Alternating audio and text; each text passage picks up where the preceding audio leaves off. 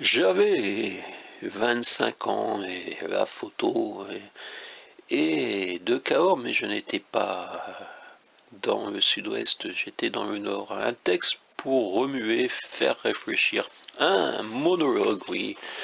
J'ai rarement publié des monologues pour le théâtre. C'est naturellement court, c'est un monologue en un seul acte, avec je, né en 1968.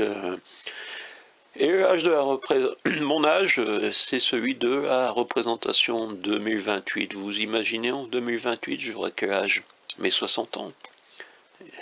Et oui, on n'est plus très loin de 2028 finalement, et vous vous rendez compte, j'aurai peut-être 60 ans, j'en doute un jour. Effectivement, vous voyez, je doute d'avoir un jour 50 ans. À 25 ans, le personnage de ce monologue a quitté une confortable situation de cadre en informatique chez Groupama Assurance pour vivre de peu de manière plus ou moins artistique.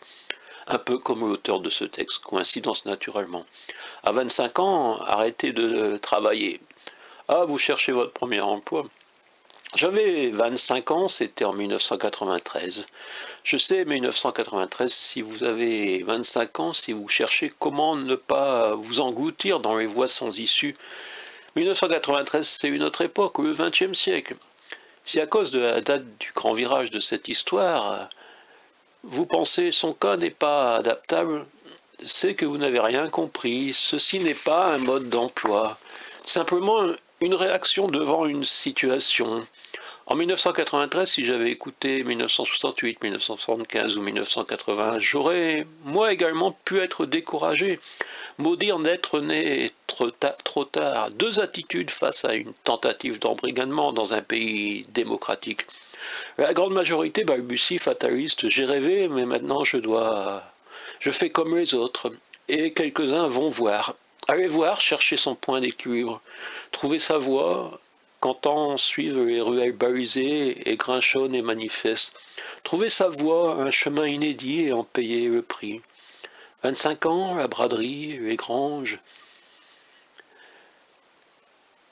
où se retrouver des chevelus pour boire une Jeanlin à la bouteille, écouter de la musique rarement diffusée ailleurs, et Fanny, une étudiante en psycho, et le choix d'une vie, vivre autrement.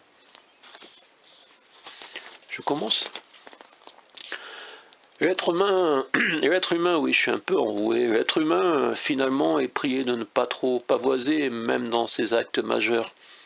Il a plus souvent besoin d'un déclic extérieur. Moi, ce fut en septembre de mes 24 ans à la braderie. J'y étais allé seul forcément, avec pour unique bagage l'espoir de revoir Fanny. Fanny, quelques années plus tôt, elle était étudiante en psycho à la faculté. Lilloise, oui, justement, au Grange, un night club. Du côté de Douai, des copains m'avaient persuadé que c'était bien moi qu'elle regardait. Je ne pouvais pas le croire, on s'est souri, on s'est rapprochés, on s'est parlé.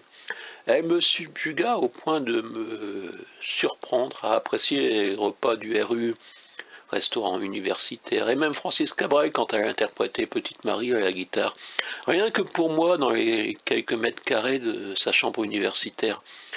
Je prenais le train de 9h17, elle m'attendait à la cafétéria de la gare.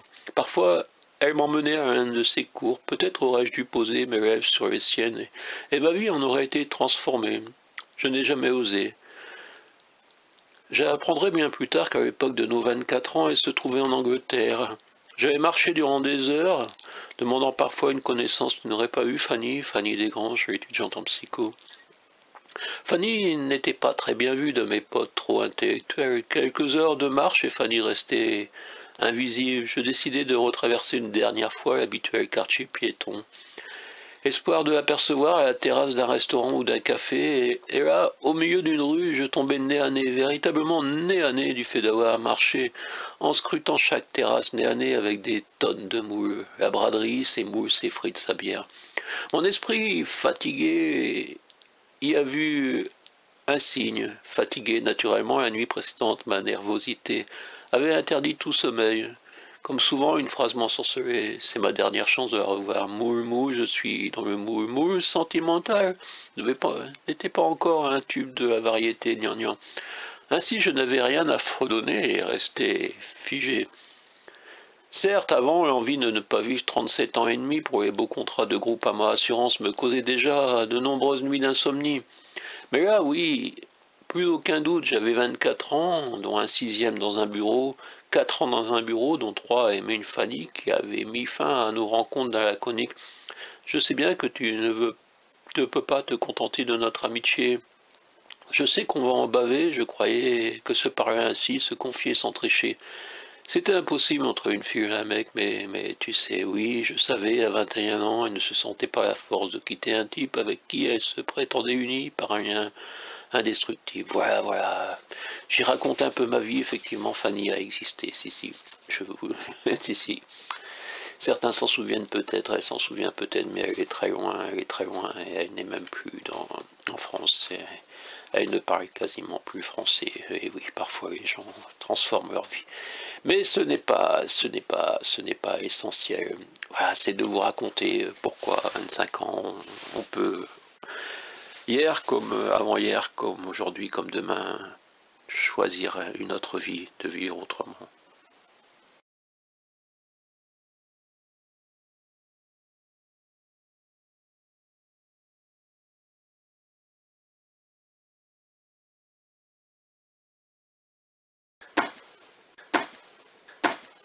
J'avais 25 ans, j'avais 25 ans, j'avais 25 ans.